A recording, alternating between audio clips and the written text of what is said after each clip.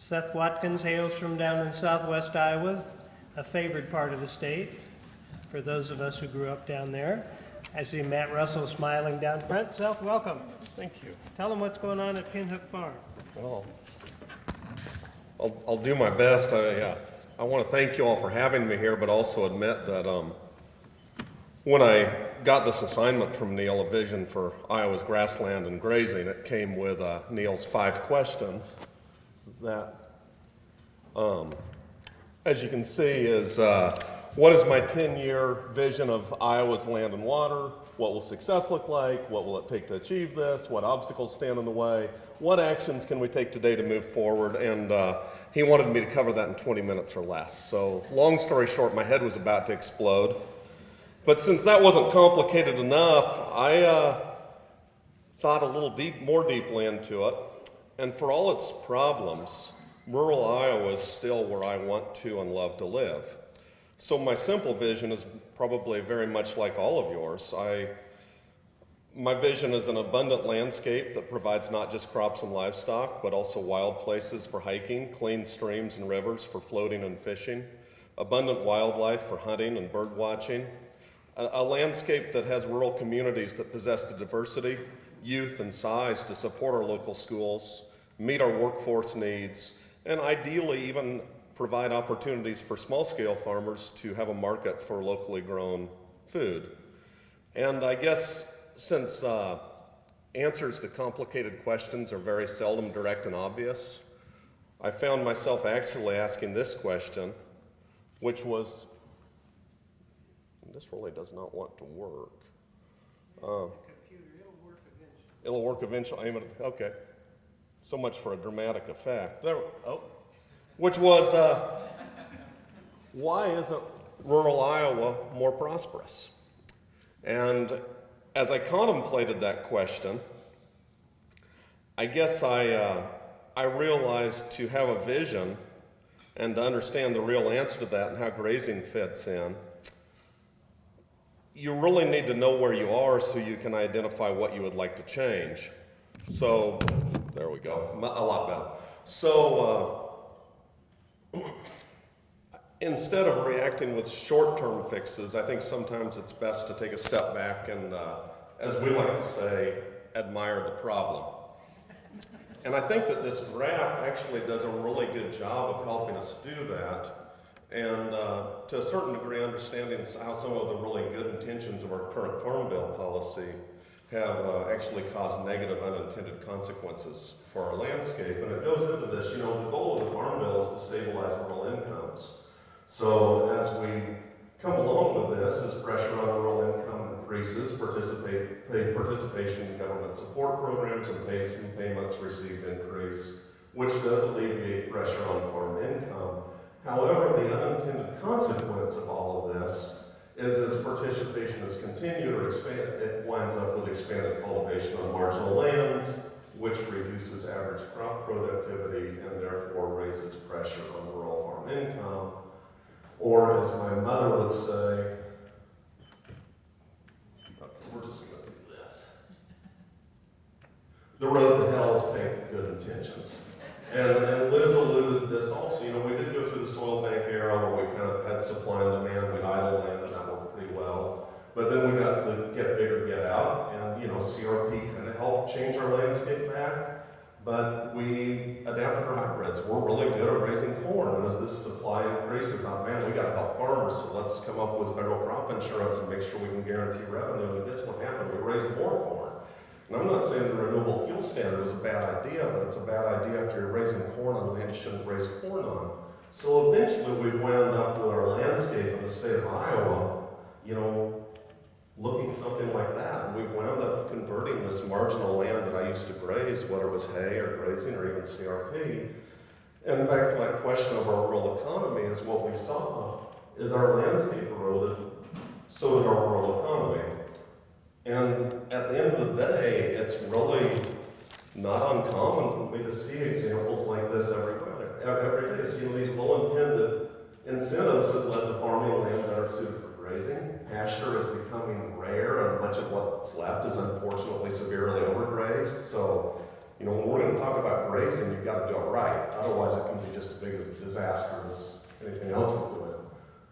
We do legitimately have soil loss of 100 tons per acre in certain counties, like they talked about with the less hills in some of these areas, and even where I live, it's nothing to brag about. Water quality is going down, wild species are decreasing, so we get to Jerry's Neil's fourth part of how do we tell we're doing better. We'll come back to these indicators and talk about. And the sad one for me, going back to our rural population in this place I love to live, I'm seeing an aging population, aging farmers, decreasing workforce, declining enrollment in our schools. You know, it's we're rivaling Mississippi for a number of kids on free and reduced lunch, and that's kind of nothing wrong with Mississippi, but I think we're better than that. You know, Bill's back there. It's not just Des Moines that's facing increasing costs to treat water. There's 60 communities in Iowa that it's a real problem in, and they don't have the money to treat these problems. Decreased opportunities for outdoor recreation. I really think there's a direct correlation between that and our workforce shortages that we all talk about and hear about in Iowa. I still really do love it here, and I think we've got it going on. We just can't screw it up any worse. And then Page County, where I live, highest cancer rate per capita in Iowa. Now that would be an indicator that things are really turning around. Would be the Iowa Farm Bureau funds a blind study to find out why we're leading in cancer in Iowa. That would be real leadership in my eyes. And where I live, we're number 8, 9,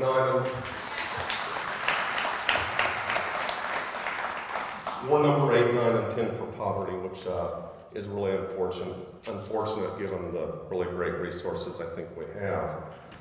But I think that's enough about the good news. Or the bad news, sorry about the bad news, because I really do believe if we can simply focus first on our natural resources and regenerating them, then our landscape starts to change, and as our landscape starts to change, I believe our rural economy can turn around. And I'm going to do my best to explain how I see grazing playing a part of that and some of my experiences with it.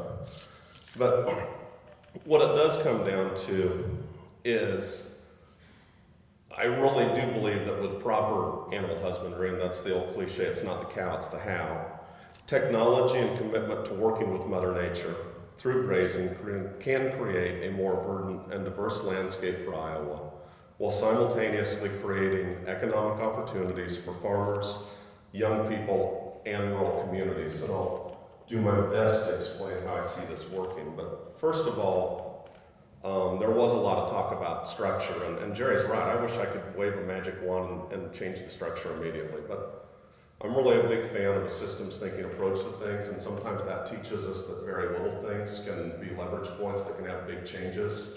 And I've kind of gotten to the point to realize that, you know, I don't mind wrestling with a bear, but if I can find a way to maybe impact change at the same time while someone else is working on policy, that's wonderful. So what grazing does allow us to do is to profitably integrate practices that improve the resilience of our soil and reduce our reliance on finite resources. These practices, specifically multi-species crop rotations, winter cover crops, summer cover crops on degraded land in place of row crops, and by allowing us to harvest crops with cattle instead of equipment and use energies from the sun instead of fossil fuel, it allows farmers like myself to reduce our costs associated with finite resources and stored feed, while actually putting manure or nutrients back on the land kind of for free. And at the same time, for farmers that don't have livestock, that's okay, but if we think a little bit about our infrastructure, we can create opportunities for them to expand revenue streams through custom grazing or simply renting that residue to me for winter grazing. You know, I understand why everyone doesn't want to have livestock, but there's some little things that we can do that could probably encourage that and make it work, and we'll talk about that soon. You know, the next thing that we don't talk about a lot, our customers want us to do the right thing, and the businesses we supply to are expecting it, but people don't bring this up enough. Grazing allows me to maintain market share by meeting the public demand for two very specific areas: better animal welfare practices and antibiotic-free meat. So I'll go into this a little bit. I do believe animals have rights, and I know I'm at a law school, so I don't mean like the Bill of Rights, but the right to express their natural instincts. So a ruminant's natural instinct is to graze. And when you let them do this, you greatly reduce stress. And when you reduce stress, you boost the natural immune system, which greatly reduces the need for antibiotics. Walmart, Costco, and McDonald's are my #1 purchasers of beef. These companies all want antibiotic-free meat within the next 10 years. Grazing can greatly help with that, and I believe we would be doing Iowa's farmers a great disservice if we don't help them adapt to this market. And then there's one we're not thinking about. Grazing also presents great opportunities for young farmers. Now, we run 600 cows, but the fellow that's worked for me now has 15 nanny goats. And by diversifying species, grazing can create opportunities for beginning farmers. You see, grazing isn't just for cattle, it's for all ruminants. The main 3 being cattle, sheep, and goats. I won't go into the other 25.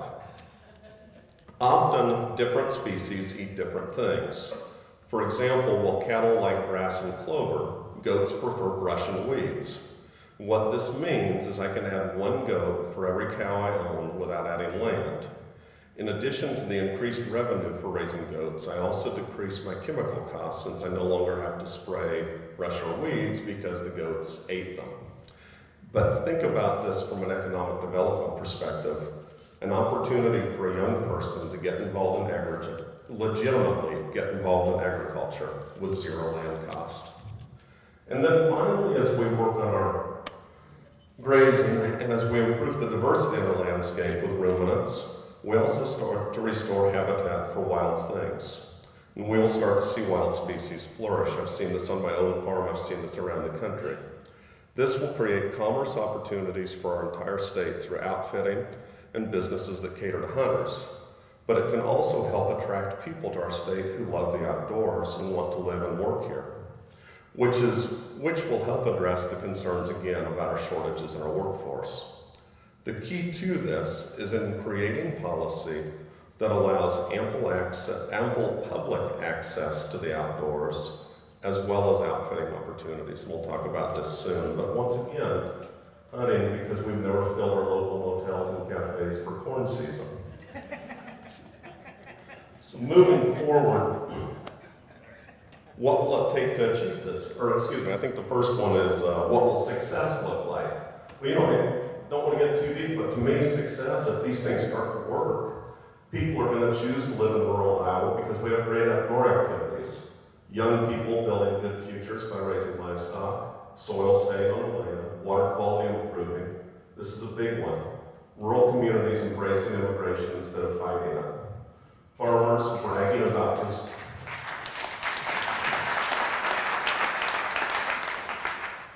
Farmers bragging about restored habitat areas and wildlife population, as well as yields. This is a tough one because one of the things, and social scientists have actually studied this. I'm a cow farmer. I live in Iowa, so you can't call yourself a rancher, but raising livestock, you have to be more in tune with the environment because that's how we've learned to successfully manage our systems, where the reality is in crop farming, we've got some awesome crop farmers, but we have come up with other solutions to help manage risk, which we just have to help people change the way they look at things. And that's where I come back to things like hunting and some of those. When you're getting $20 or $30 an acre on a hunting lease, it gives you a whole different perspective about a wild area or incorporation of cover crops and things like that. So I see that as a leverage point that can really help our farmers see things in a different light. It's not a right or wrong, it's just for whatever reason, that's what's kind of evolved to this point. And then, this isn't really corny, but I don't like seeing kids on free and reduced lunch. So if I walk into my school in Clarendon and they've got a farm and I see kids raising and preparing their own lunch in our schools, I think that's a progress. What obstacles stand or what will it take to achieve this vision? Funding for infrastructure, specifically exterior fence and water systems to optimize grazing. I think about my friends that raise crops, they all love to use cover crops, but how are they going to capitalize on it and actually justify the cost? Because we know, it might take, in 10 years this is going to pay off. What could we do to really help? If there's a permanent fence around a cornfield and some water, then I can actually pay a pretty good lease for that, and I think it creates an incentive for people to do this. For our feedlots, for our larger feedlots that are facing the need for antibiotic-free animals, to be able to fence some of the land where they chop silage or grow crops and put a cover crop on that. They can bring lighter weight calves in, allows them to graze longer, allows them to help meet that need, as well as, again, putting manure back on the land and building degraded soil quickly. I know this isn't popular, but we've got to talk about things we don't like. If we want more livestock, we've got to have more packing plants in the state of Iowa. There are better ways of, they do a pretty good job now, but there are even better ways of giving that animal its one bad day, so to speak. And new packing plants are essential to keeping this business going, as well as when we talk about diversity of species. So sometimes when I see towns in turmoil over getting a packing plant, it kind of makes me feel like maybe my parents are fighting and I'm in the room, because we've got to have that if we've got to have livestock. Again, here's the deal on immigration. We need people who want to raise livestock, and the reality is not all of us want to do this very much. And I think this covers a wide area of areas. This is a biggie. We've got to teach agriculture as an art and science. Better grazing requires animal husbandry. One of the downfalls of my industry, somewhere in the 60s, they changed the name of animal husbandry to animal science, and it changed the way we look at raising livestock. So, listen, I'm not a saint. I still use antibiotics, chemicals, all those things, but I don't use them all the time. And you've got to look at, is your animal comfortable? Are they well bedded? Do they have good pasture? I think sometimes looking totally at science makes us turn a blind eye to how things really feel, and you've got to have a way to follow through with it. Okay, this is a real biggie for me. Investment in research to develop a carbon neutral food system. There's plenty of private and public funding dedicated to teaching me how to use chemicals and fossil fuel to raise crops without livestock. I don't think having a research institution and farm dedicated to raising food without dependence on finite resources is an unreasonable request.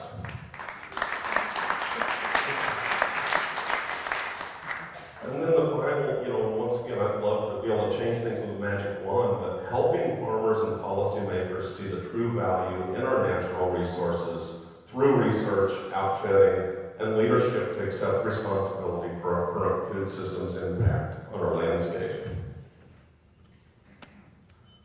So what obstacles stand in the way? Again, funding. Our current infrastructure is shot. It's going to take money to bring that back. That can be done through cost share, and as Liz pointed out, we're shucking out $300 million for CRP, but we're missing the whole point on a lot of little things we could do that would have a huge impact.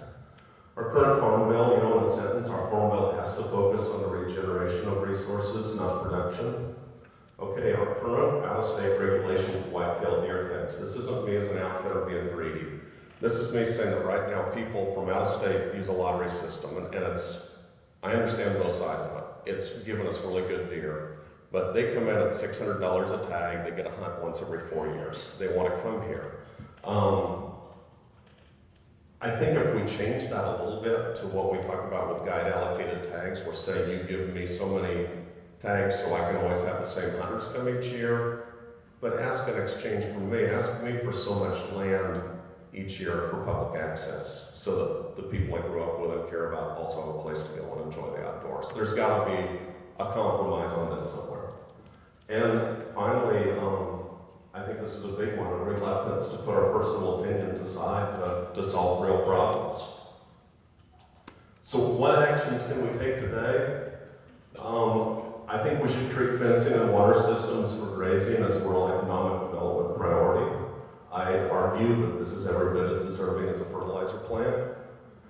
Find a compromise on our out-of-state tag requirements, one that helps outfitters but also increases land available for public access. Start planning the research farm, and work with others who we might not like for the greater good. And I can give you some examples on that if you want, but sometimes I think we just shoot each other in the foot, point fingers, and don't just say, what do we really want for Iowa? I'm really exhausted with that myself. And with that, I'd say thank you for seeing a brighter future for our state.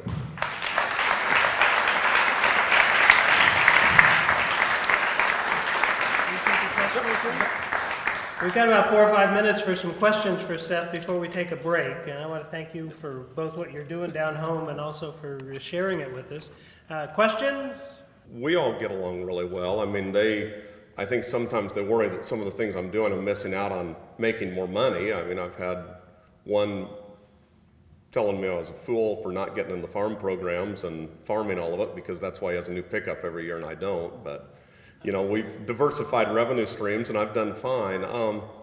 No, it's, you know, those of us who are left genuinely care about where we live. I wish I had a better way of communicating sometimes, though. I think when I talk with my friends that have really built large operations, they continue to adapt through more efficiency and things like that. But if we sit down and say a heart to heart and say, is this really what you want to see for our community? Then you see a different thought coming through. And that's where I think sometimes the little things we talk about and learning to appreciate some of the places and the natural resources in our farm have a big impact. The other part, and you know, I talked about seeing small scale farmers too. I tip my hat to the efficiency of Iowa's grain farms. It's incredible, and it's incredible how efficiently they can raise a bushel of corn. Where I think we're missing opportunities is most farms do have areas that we could do something else on that would benefit everyone, and that goes back to my dream of seeing our communities become more vibrant, and our communities have to grow to do that. You know, even on our operation, there's probably over 200 acres now that's been restricted for wildlife or water quality and things like that. We could probably raise different crops on that if a small scale farmer wanted to, but I think I'd be doing that person a genuine disservice right now if they don't have a market close enough to make that work. So, you know, as I looked at this, to me, the low-hanging fruit has been the hunting opportunities right now, try to grow from that, and then work toward my real dream, you know, 20 years down the road. Jim has a question, Oh. and then we'll finish with that.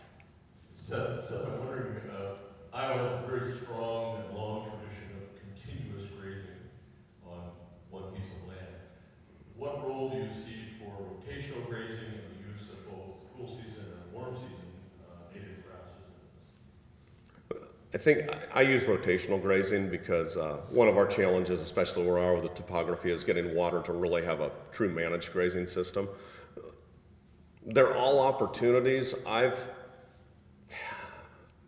If we can find ways to really move water through the pastures for the cattle that work for a person, I think there's great chances. And you know, like in our operation, if I really knew I could justify the cost of doing that, that would be a great way to bring my replacement in as the person to start doing some of those practices.